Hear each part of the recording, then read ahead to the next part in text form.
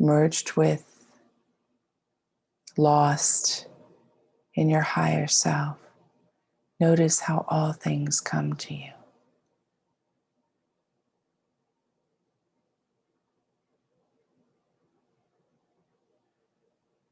And with that, I invite you to open your eyes and draw your palms together in front of your heart. Namaste. Namaste.